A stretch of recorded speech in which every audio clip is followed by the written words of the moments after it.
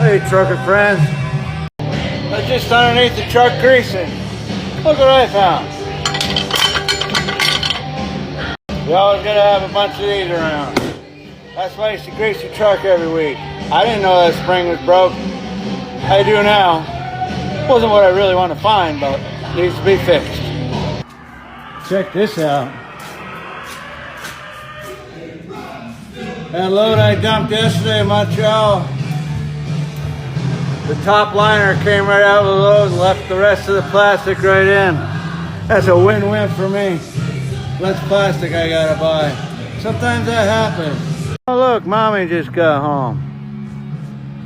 This is why I built the shop. It's nice and cozy in here. I got sick of working outside. Yeah, it's 10 outside, 67 in here. Today I'm going to show you how we get frozen loads to come out of this here trailer in the wintertime.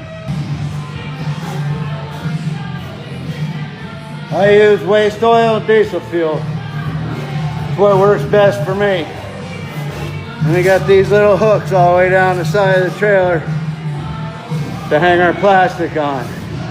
Now we're going to put our plastic in. Now, because it's going to be 15 below zero Monday in Montreal, I'm going to put a little more fuel and oil on the floor and another liner on top of this just for good measure. Alright, that's all done. Whew. I got to turn the heat down. It's about 80 degrees. My kids turned me on to using one of these. I ain't going to say I really like it that much yet. I mean, I'm kind of old school cool. We use a big air compressor and air tools. But I guess I gotta roll with the times and start with these little electric impacts. That's what they tell me, I don't know. Now this will come out of here like a rocket set on rails, hopefully. This is how we do it. That's good.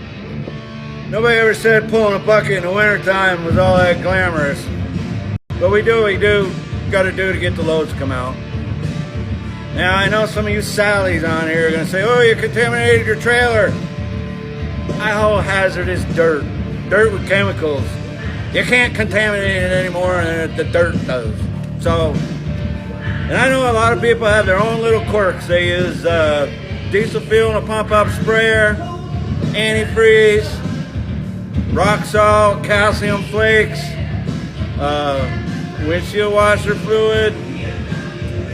Well, if you load dirt with me and go 350 miles north of the border where it's easily 40, 50 below zero, and you put windshield washer fluid in your trailer, I'm not a religious man, but I'll say a prayer for you.